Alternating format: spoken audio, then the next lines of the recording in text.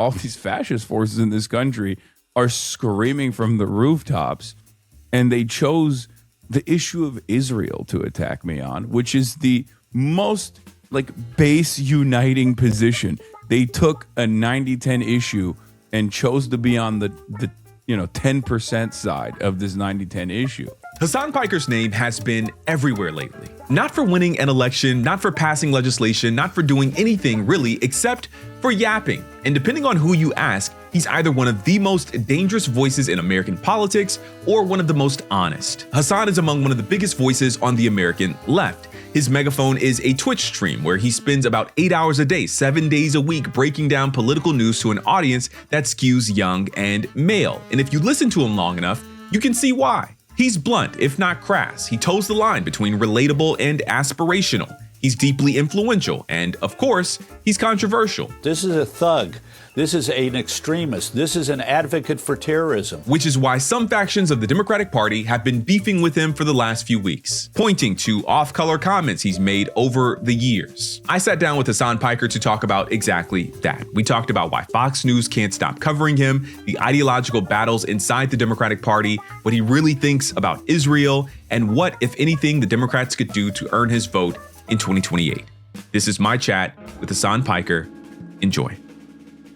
Hasan Piker, thank you so much for making the time. Thank you for having me. This is exciting. I'm a big fan of your work. Oh, thank you. Very excited to be on. Thank you, man. Thank you. I really do appreciate that. Well, I guess this is an interesting way to start, which is that you talk a lot, man. Like you talk respectfully, right? You talk, it's the job. But I wonder, what do you think has contributed the most to your kind of current position in the national media spotlight? If I were to kind of give you a few options, I think obviously the out of context clip economy is an option here.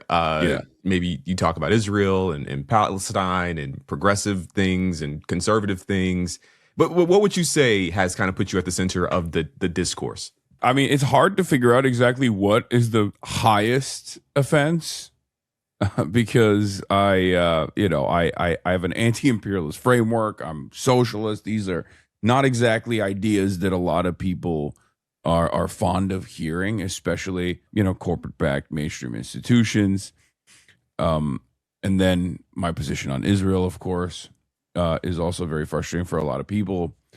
But I would say that the fact that I speak on a contentious format that is very interactive on polarizing issues from a perspective that is of the left, a perspective that many Americans are either unfamiliar with or taught to be antagonistic towards, combine all of that. And of course, you're going to have an inevitability such as this.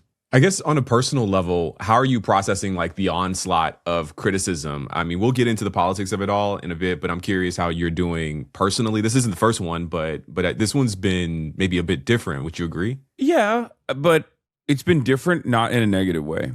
It's actually been quite positive. I don't find these last couple of weeks. I mean, I find it strange that it's been going on for the past couple of weeks. Nothing goes on for more than 4 days in America. In our current news cycle, this has been the most resilient thing, and I think it's partially because, I'm live all the time, so I'm obviously going to give Fox News more ammo every single day, as they have been. They've been updating the RNC research department is constantly posting new clips of me every day. I even joked about it at the Yale Union last night, where I was like, today we're going to talk about the resolution and the American empire. And then tomorrow your grandparents are going to hear about it on Fox News, which is literally happening right now. So I guess that's a big part of it as well. Maybe some Republicans think this is a great opportunity to tie someone that they consider to be radical to the Democratic Party so they can attack the Democratic Party. And then there's plenty of right-wing forces in the Democratic Party who also recognize that there's an ideological battle within the party itself. The idea that we talk about with big tent or, who's in the tent and whatnot, all this stuff actually is a pretty basic spiritual fight that the Democrats have conducted and The centrists have successfully defeated the left flank over and over again up until recently. That's the heart of it. Could you name that spiritual fight? Like, what are the two sides of that fight? Yeah, I mean, we saw probably the most visible version of this in 2016. It was Bernie Sanders versus Hillary Clinton. Hillary Clinton was an establishment Democrat, very right wing on many issues that pertain to the economy, right? Definitely socially progressive, but has switched that around as well. Much more malleable to right wing forces, not coming at the issue from a place of consistent moral principles, but more so just like focus tested. The type of person that you think of when you say establishment, type of person that you think of when you see when you think about someone who's a spokesperson for a bank. And then on the other side, you had Bernie Sanders. Love him or hate him, he's honest, right? Like, this is what he believes. He's been fighting for the same exact battle for 80 plus years. He was earnest, sometimes too stubborn, sometimes came across as like a curmudgeon, but it's authentically him. And of course, ideologically, he's on the left, pro-worker, pro-labor unions, Medicare for all, free college education, things like that. I mean, these were identifiable policies that people associate with him. Bernie Sanders was able to unite a lot of people, but more importantly, he was able to offer the language and maybe even begin the political journey for a lot of people. I mean, even including people like Zohran Mamdani, who openly admits like Bernie Sanders is what caused him to realize like, oh, maybe I'm a democratic socialist. That was pretty big. It was pretty big for the DSA. It was pretty big for, I think, Western left to a certain degree. Definitely huge for the American left movement. And now we're seeing the fruits of that a decade later. Yeah, I want to come back to the policy stuff in a bit, but I do want to hold on you here for another kind of beat. It feels like maybe there's an effort to cancel you, but I don't know how you're perceiving that. Do you feel? do you think there's an effort to cancel you, to deplatform you, and if so, why? If so, why not? Cancellation, I don't think is real. I'll just say it. I don't think it's real. I mean, sometimes I wish it was, because there's a lot of people I'm like, we shouldn't listen to this guy. And perhaps that's how Jake Tapper feels about me. Anti-Israel, anti-Semitic. So why are so many Democrats doing campaign events with him? I personally feel that way about, like, I don't know, 90% of the dudes I have to deal with in the space that I'm in. You know, the Andrew Tates, the Claviculars, the Sneakos of the world. And that's why they think I'm a woke, scold, joy killer, annoying left person that's censorious. But those are the trenches I'm fighting in. I don't think it's real, though. I don't think especially in this day and age when there are so many different platforms that you can be on. You can claw yourself back to relevancy, as Nick Fuentes clearly did. I mean, he got hit with the full scope of deplatforming at a time when people were like, oh, that's a white nationalist neo-Nazi. Like, we're not going to, I mean, he's an open white nationalist neo-Nazi. We're just not going to put him on our platforms. Like, it doesn't exist anymore. And cancel culture, on top of that, I think only works if your audience decides, like if your people decide that you're not serious or you've done something worthy of cancellation. Like the things that people want to cancel me over, quote unquote, cancel me over on, CNN are ridiculous. Like that's why people listen to me. They'll be like, oh, he's vulgar. You have become an issue within the Democratic Party yourself. Tell us about that. I don't think I'm necessarily an issue within the Democratic Party as much as I am an issue for a lot of consultants. Yeah, I speak for 21,000. I've spoken on Twitch for 21,000 hours. And yes, I'm vulgar. I'm vulgar towards right-wingers. I'm vulgar towards reactionaries. I'm going to bully bullies. That's kind of the whole point of why people are watching me. And then they'll be like, oh, he's vulgar towards people who defend Israel. It's like, yeah, I'm an anti-Zionist. And guess what? So is 90% of the party's base at this point. Maybe not to the same degree, but like people don't like Israel. So that's the second reason why I think this entire like Hasan is a danger, we must stay away from him narrative has been so funny, because like even from the start, I had a lot of people calling me up. Two funny things happened. One, a bunch of politicians hit me up to be like, hey, I hope you're doing all right. I'm not going to reveal. A bunch of people in politics hit me up to be like, hey, I hope you're doing all right. I know things are, hectic, right? It's never great to be on the receiving end of this like barrage of hate. And I was like, I'm chill. Like, I'm cool. And they were like, what do you mean? I was like, this is great for me. These guys don't even understand. This is the marketing campaign, pretty much. You got Fox News and corporate Democrats, AIPAC, ADL, Third Way, all of my enemies, all of the people whose politics I find to be repulsive, all these undemocratic forces in this country, all these fascist forces in this country are screaming from the rooftops. And they chose the issue of Israel to attack me on, which is the most like base uniting position. They took a 90-10 issue and chose to be on the 10% side of this 90-10 issue.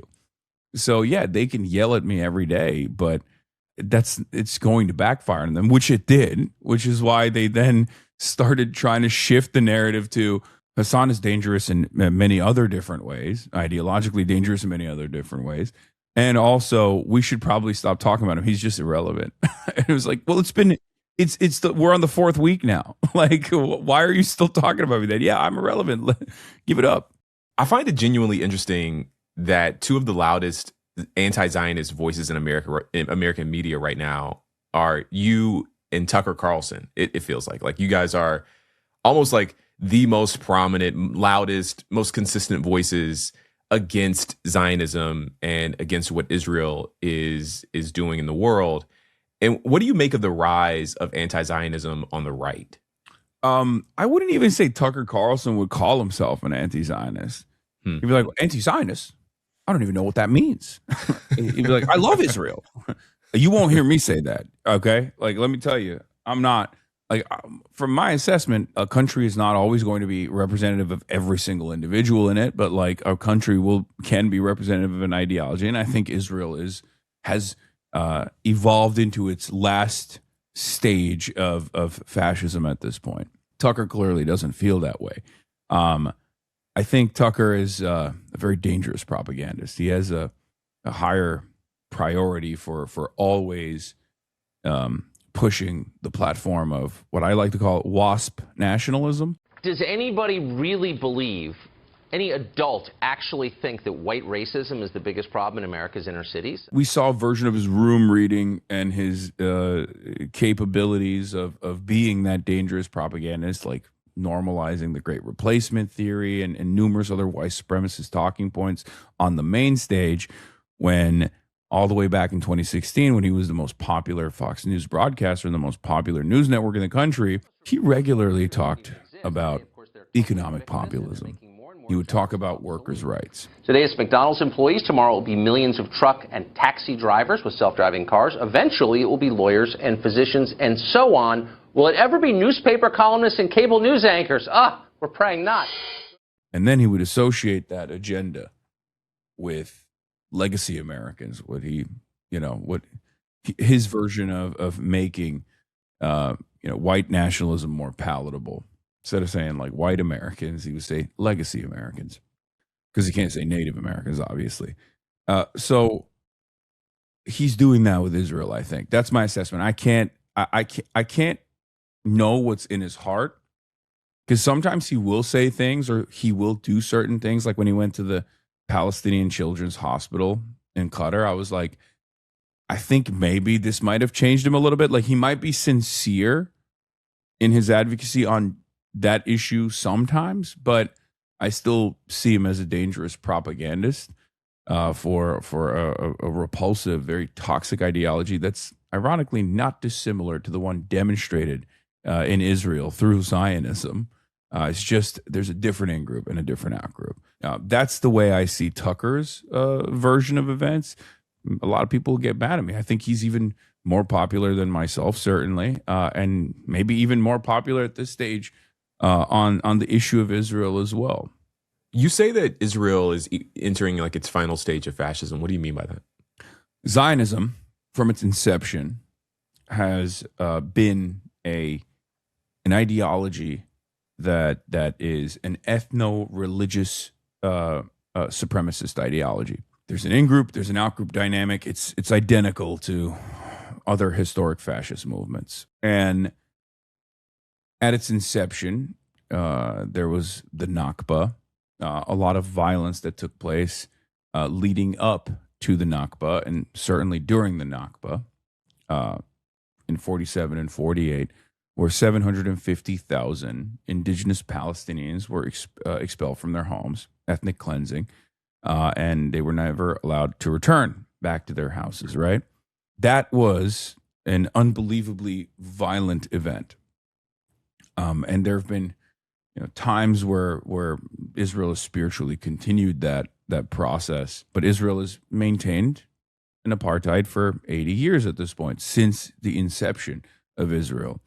And the apartheid practice is obviously racially discriminatory and devastating for the almost 15 million Palestinians that live all around the world, some of which are not allowed to return to the occupied territories, and some of which currently live under the oppressive Israeli apartheid state, half in the West Bank, occupied Palestinian territory, and half in Gaza, which is a hermetically sealed open-air prison. Open-air prison, right. Yeah.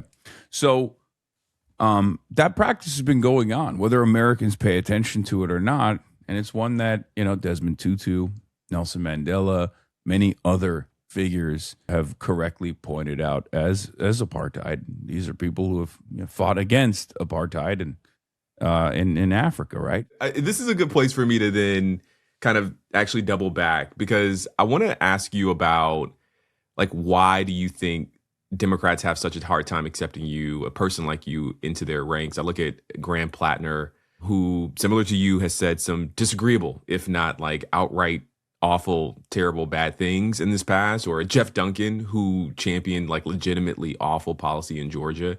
And it appears that there's room for those people. Obviously, everyone's talking about Liz Cheney on the campaign trail with Vice President Kamala Harris. So there's space for those folks, but why not a person like you for some Democrats? Well, a couple things. First of all, I think a lot of the people who hate me also hate Graham Plattner. So there are a lot of Democrats who also are like, don't vote for Graham Plattner. And even then, I feel like I don't have the same past as Graham Plattner. I mean, not his like Reddit posts. I don't care about that stuff. But I'm talking about like his experience, going to war and maybe even joining Blackwater. Like, I feel like there's some red flags there, or having a totem cough tattoo. Just a small red flag.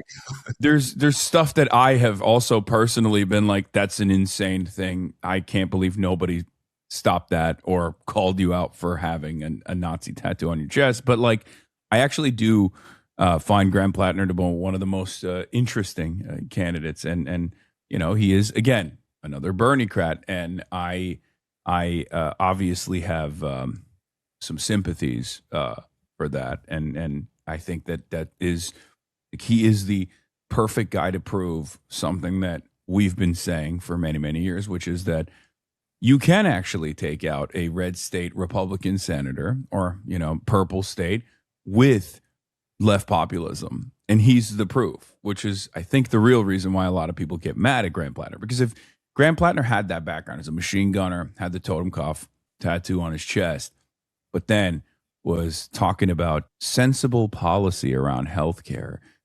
Let's talk about affordability. Let's not talk about free healthcare. If he was like, saying, I will never take AIPAC funding, but Israel is our most valuable ally, not a single one of these Democratic Party consultants that have been freaking out about him would say a damn thing. Okay? They wouldn't. Same thing goes for me. The reason why a lot of people are yelling at me on the Democratic Party side is because of what I represent. They don't want to hear from people like me. They don't want to hear that people like me have a big audience. They don't want to hear that people like me are representative of large forces in the party. They don't want to hear that at all. They want to live in an echo chamber, live in a totally separate reality where Americans will forget about Israel. They won't talk about our relationship with this country. They won't talk about genocide, and they'll just vote for the Democrats for harm reduction reasons, right? It's very clear that that's what they wanted to do in 2024. It failed. I mean, you saw me at the DNC. I was running around telling them, don't do this. You're going to lose. Like, this is terrifying. You guys are celebrating for no reason. Like you're doing end zone dances, but it's not a guarantee at all. And by the final day of the DNC, when I heard Kamala Harris's speech, after I had already gotten my press credentials revoked as well for some of the things that I was saying about the DNC, not having a Palestinian speaker. I heard Kamala Harris say, I'm going to oversee the most lethal military. I was like, this is so bad. It's over. Like, this is going to be devastating. And it turned out to be true. Democrats want to go back to business as usual politics, where they don't have to be responsive, where they don't have to change their methods, because they want to keep collecting corporate donations. They don't want to do their jobs. They don't want to actually represent their constituents. They just want to be the marginally better alternative to the growth of fascism in this country. In a way, I think there's this sense out there that you are so against Democrats. So, like, why do you even make an effort? Why do you even caucus with these folks? Why are you, trying to help certain Democrats get elected? Why not go out and do something totally different? That's kind of a Twitter kind of conversation, kind of criticism that I see of you. Yeah. What's your response to that? Well, you gotta go where the base is. In the United States of America, the overwhelming social base are they're self-identifying liberals. They might not actually be liberals but when you dial in and figure out exactly the things that they would advocate for, the things that they would believe, I obviously, my perspective, it comes from a Marxist tradition. I see things from a class perspective, or at least a class first perspective, although there are certainly other elements, especially in American politics, that are very relevant, like, race. Whether I like to admit it or not, most Americans are liberal. They self-identify as liberal. And this even includes Republicans as well. You have to talk to people with the language that they understand if you want to mobilize them, if you want to make them a more productive social force, a force for change. And the Democratic Party is a much closer vehicle, or a much closer agent for that change, even if it will never be a workers' party.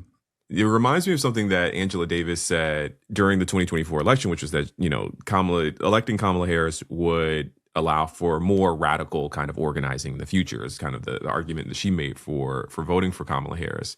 And you said something that I want to kind of hold on, because out of all the things that, you've kind of faced criticism for, the things that you said, in my kind of corner of the internet, there are a couple of clips going around. I'm on the black corner of the internet, and a couple of clips are going around of you being pretty dismissive to black folks kind of in your comment section. There's like the root.com kind of comment that you made, which was a completely unnecessary blow to the Root. Come on, man. The Root's doing good work. Sometimes. Root.com article regurgitators in here instantly being like, sweetie, you don't understand black people. So you say this thing at the end of your kind of rant about standpoint theory. And I think a common critique of leftists is that they can be a bit class reductionist and dismiss the race and racism kind of issues at play in America, which you just touched on. And I want to know what your perspective is there, because there's a real critique out there that Hasan Piker is anti-black after those clips have played. And I want you to respond to that criticism specifically. Of course. So I'm not, but I understand why, as we talked about already, in short bursts, when you clip something, when I'm talking for 21,000 hours, very easy to present me as something I'm not. The inception of this was, ironically enough, many, many years ago when I ratioed Nicki Minaj. That's when Black Twitter was like, fuck this guy. Can I curse on this show? I'm sorry. Yeah, you can curse. You're free. Be free. Nicki Minaj famously talked about her cousin's balls. Yeah. And I tweeted something back, and I was like, the world is awaiting your scientific contributions, something like that. And I ratioed her, and I got the attention of the Barbs. And back then, they were a much more powerful force. Now the Barbs are in shambles. I feel like finally, as she totally leaned into the Trump administration and is doing whatever she's doing now, that discourse is now over. But at the time, Barbs were very mad at me because I was in the process of replying to her about her allegiance with Tucker Carlson, being like, Nicki Minaj, like, Tucker Carlson's a white supremacist. Like, what are you doing? And everybody got mad at me. They were like, this is a black woman. You're talking over a black woman. You think a black woman doesn't know who a white supremacist is. And there is this reactionary attitude that I think some Americans have, even some black Americans do. Obviously, they've experienced white supremacy. There's the primary anti-blackness is the primary form of hatred that persists and has become fairly sophisticated in the ways that it is demonstrated through every orifice of American existence. Right? You don't have to just straight up say certain slurs or make certain comparisons, although Trump will do it every now and then, like with the Barack and Michelle Obama AI video, while still being able to get that message across that you are anti-black, right? Urban style individuals, the utilization of terms like thug, or even as Lee Atwater famously said, welfare, like attacking certain policies in an effort to attack black people without ever mentioning black people whatsoever. So these two issues are directly aligned with one another, because anti-blackness, while the identification of it is on racial boundaries, the impact of it is still very much class violence, right? Like it turns back into a class issue at the end of the day. Black people are overwhelmingly a part of the working class. Ironically enough, in modern America, black people are also black people have the highest union participation rate amongst all of the different ethnic and racial groups in this country, because they work in these jobs for the most part. So, like the violence that black people experience, the targeting is racial, but the violence they experience is still class violence, right? So that's my, broader perspective. And as far as standpoint epistemology goes, or at least we're going to talk about root.com, one of the things that I've seen, and maybe I shouldn't be saying some of these things because, I'm white, but there is anti-blackness in every aspect of American society, including in liberal commentary. And my criticisms of Root sometimes revolves around not identical, but somewhat similar versions of anti-blackness that I see and hear from Republicans, but that is maybe demonstrated in a more liberal adjacent way. And my common critique always is around the way that black men are portrayed in some liberal circles. Black men in general are still infinitely more progressive than white men are. Like, that's such a ridiculous thing.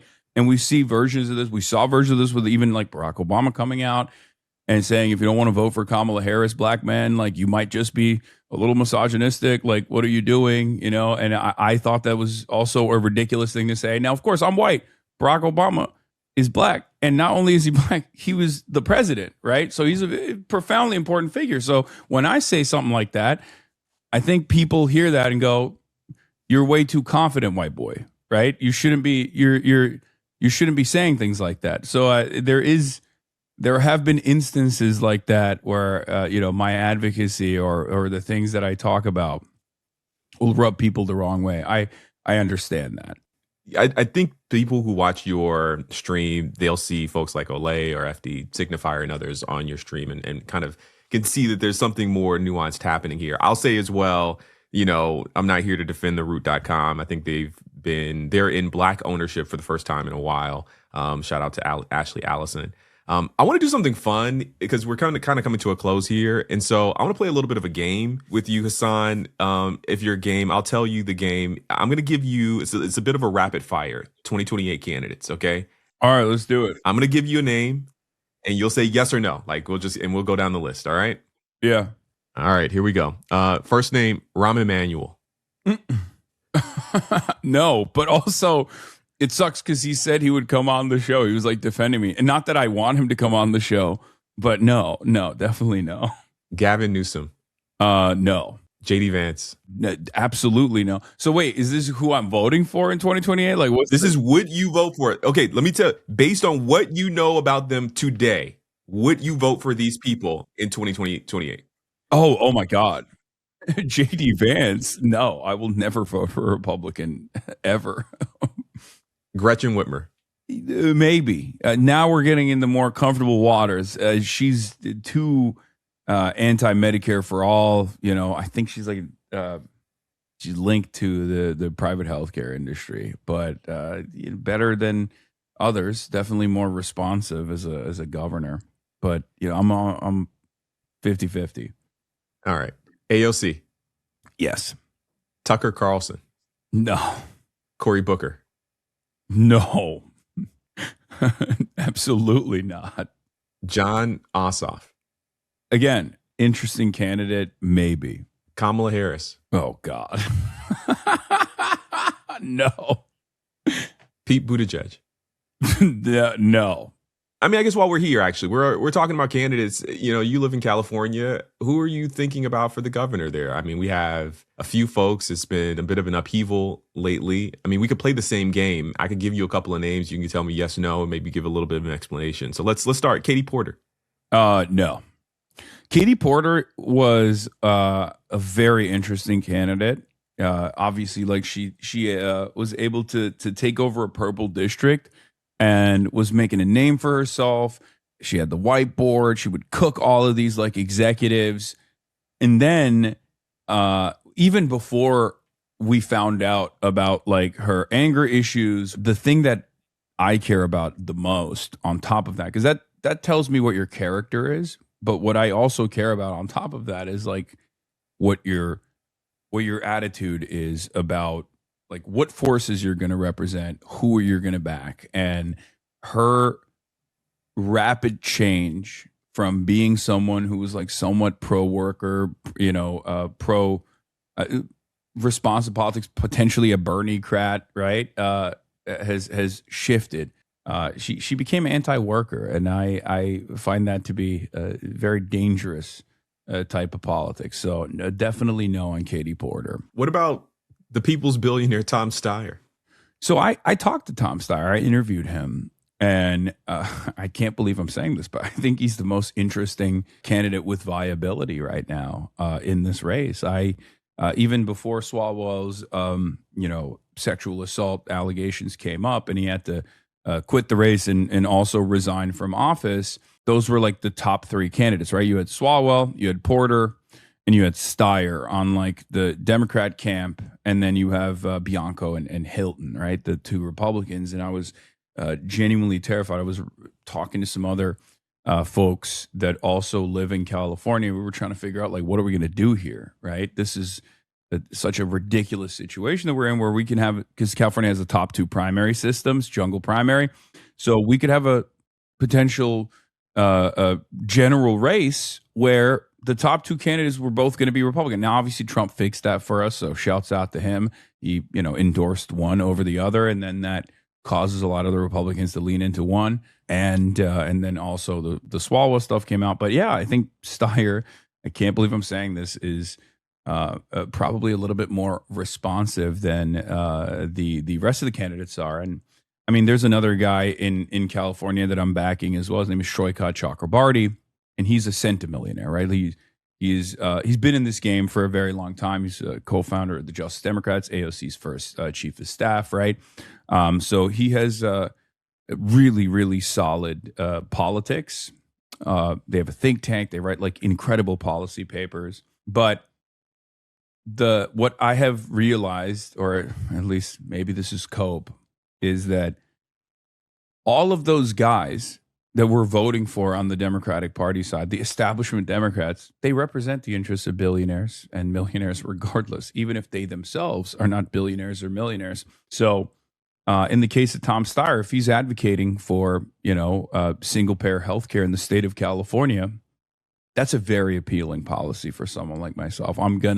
I care about the policies and not the background of the person. So yeah, I think Tom Steyer could be a very interesting governor for the state. Okay, last one, Xavier Becerra. So I'm not super familiar with him, because if you haven't reached like a certain level of viability, because there's the Ramsey Robinson as well, who's supposed to be like the California PSL candidate. There's Butch Ware, the Green Party candidate as well. And these guys are unfortunately having a very hard time making it out that 1%. A lot of people will get mad at me for not like highlighting certain candidates, and I'm like, I don't have a magic wand, right? Like I can't make it happen. People will be like, well, what about Zoran? Like you interviewed Zoran when he was at 1%. And it's like, well, I didn't do that on my own. Like, maybe Third Way thinks that and they're terrified, right? But that's not the case. Like Zoran he's a generational politician. He's very charismatic, but more importantly than that, he had the backing of the DSA New York machine, Working Families Party, in a city that has worked tirelessly to create this door knocking operation, in a city that was much more open minded to Zoran's worldview. It's entirely different than the California governor's race. I didn't do that for Zoran. I couldn't do that for any candidate really, and it's not up to me at all. So I try to make these pragmatic choices.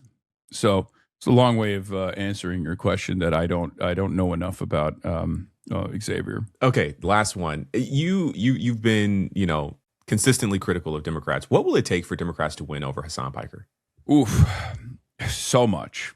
I think they have to earn the trust of not only people like myself, but just the American people. They have to become a party that truly represents the interests of the masses, truly represents the interests of the working class. They have to have 1,000 Zorans and Grand Plattners and people that work in their own specific districts in their own states that are still almost single-mindedly and very stubbornly fighting to express the desires of the masses, fighting to improve their lives materially, and communicating that to as many people as possible to ensure that no Republican ever wins another election ever again. Hasan Piker, thank you so much, my friend. Thank you for having me.